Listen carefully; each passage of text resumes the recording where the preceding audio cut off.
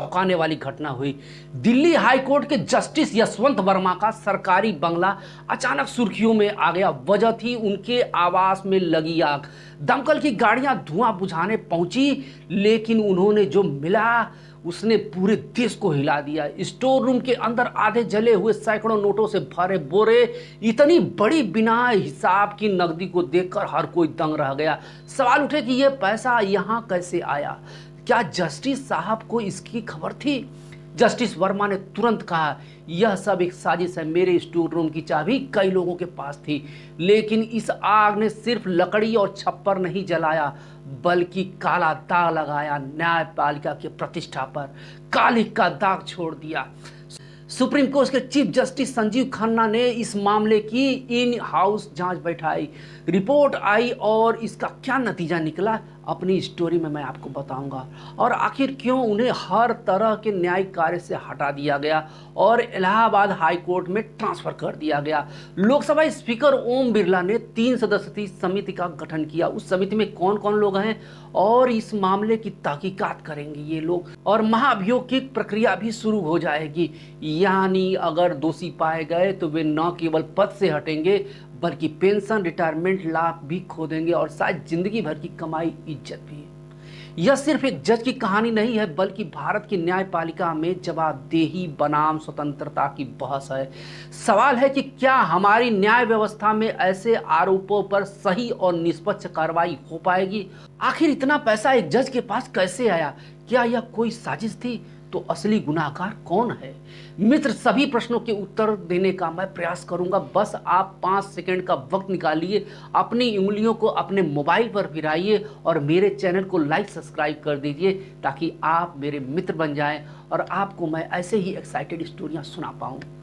Lutyens Delhi की चमकती सड़कों पर, जहां सत्ता और प्रभाव का खेल हर दिन खेला जाता है, और एक ऐसी घटना घटी जिसने कि देश की न्यायिक व्यवस्था को हिलाकर रख दिया।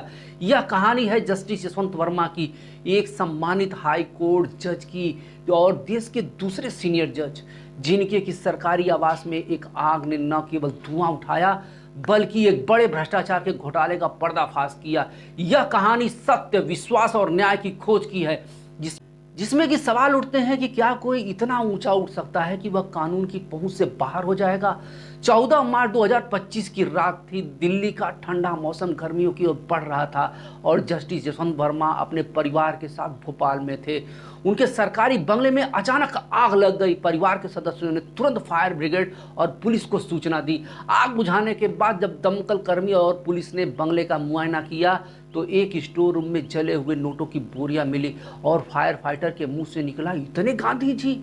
यह नकदी अनुमान के मुताबिक करीब 15 करोड़ रुपए थी, जिसने कि हर किसी को चौंका दिया। यह नकदी कहां से आई? क्या यह बिना हिसाब किताब की थी? सवालों का तूफान खड़ा हो गया।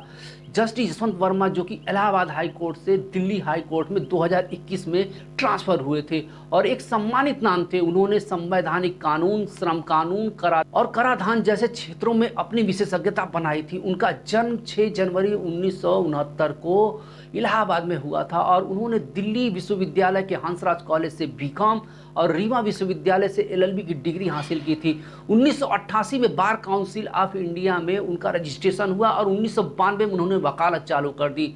उन्होंने तेजी से तरक्की की और 2014 में इलाहाबाद हाई कोर्ट में अतिरिक्त जज बने और 2022 में दिल्ली हाई कोर्ट में स्थानांतरित हुए। दूसरे सबसे वरिष्ठ जज थे। आग की घटना के बाद 15 मार्च 2025 को दिल्ली पुलिस ने घटना की सूचना दिल्ली हाई कोर्ट के चीफ जस्टिस डीके उपाध्याय को दी। इसके बाद जब यह खबर सुप्रीम कोर्ट के मुख्य न्यायाधीश संजीव खन्ना तक पहुंची तो उन्होंने इसे बहुत ही गंभीरता से लिया। 20 मार्च 2025 को सुप्रीम कोर्ट के कॉलेजियम की एक आपात बैठक बुलाई। कॉलेजियम ने सर्वसम्मत से यह फैसला लिया कि जस्टिस यशवंत वर्मा को तत्काल दिल्ली से इलाहाबाद की तरफ ट्रांसफर कर दिया जाए।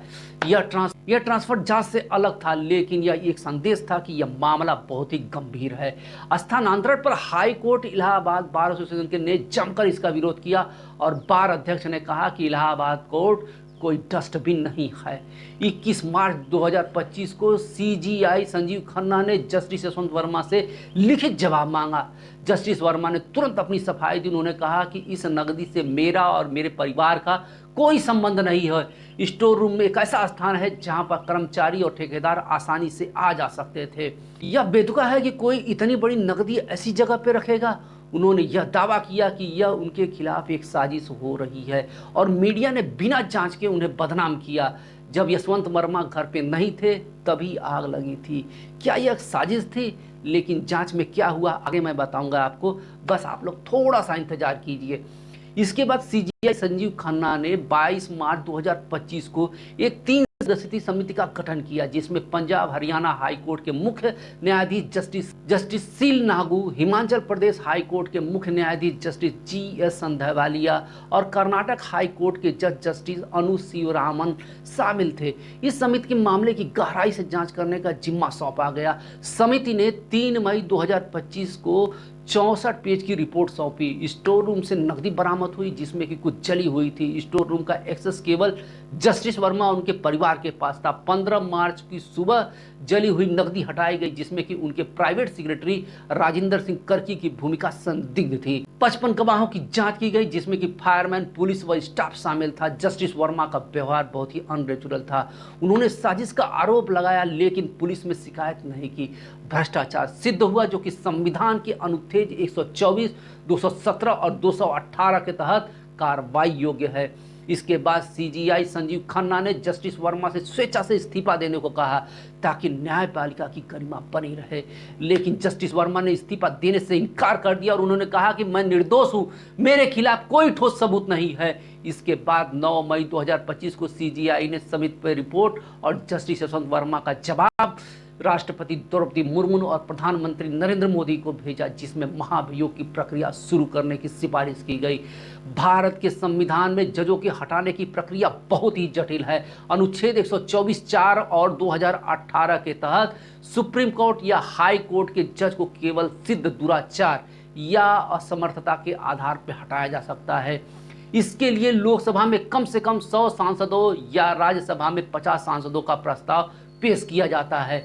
यदि यह प्रस्ताव स्वीकार हो जाता है तो एक 3 सदस्यीय समिति का गठित होती है जिसमें एक सुप्रीम कोर्ट के एक जज, एक हाई कोर्ट के मुख्य न्यायाधीश और एक प्रख्यात एडवोकेट शामिल होते हैं।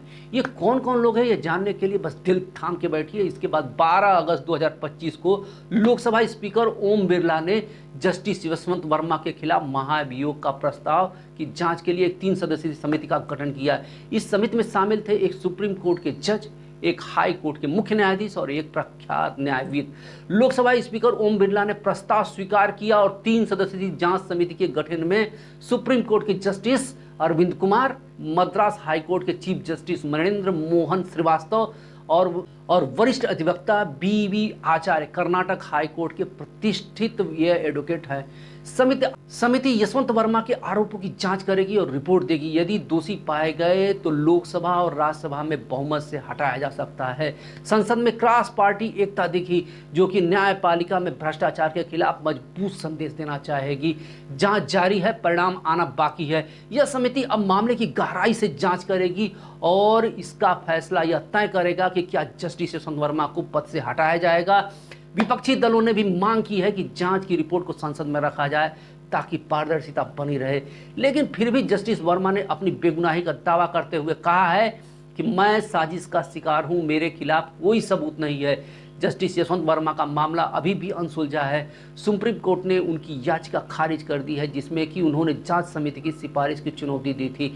कोर्ट ने कहा कि जांच वैध है और इसमें कोई भी असंवैधानिकता नहीं है। यह कहानी केवल एक जज के बारे में नहीं है बल्कि यह उस व्यवस्था के बारे में है जो न्याय को बनाए रखने का दावा करती है। क्या जस्टिस वर्मा निर्दोष है जैसा कि वो दावा कर रहे हैं या नकदी एक गहरे भ्रष्टाचार की ओर इशारा करती है? यह मामला न केवल न्यायपालिका की स्वतंत्रता, जवाबदेही के बीच संतुलन की परीक्षा है बल्कि यह भी दिखाती है कि सत्य की खोज कितनी जटिल हो सकती है। जैसा कि जांच आगे बढ़ रही है, देश की निगाहें संसद और सुप्रीम कोर्ट पर टिकी हुई हैं। क्या यह मामला न्यायपालिका में सुधार की शुरुआत होगा या एक और अनसुलझा रहस्य बनकर रह जाएगा, यह तो आने वाला समय ही बताएगा। तो मित्र, आपको मेरा विश्लेषण कैसा लगा? ये सारा जितना भी विश्लेषण है यह पब्लिक डोमेन में है, सारे न्यूज़पेपरों में इसको छपा हुआ है, तो मैंने कुछ भी ऐसा अलग से नहीं बोला है, आप जाकर उसको पढ़ सकते हैं।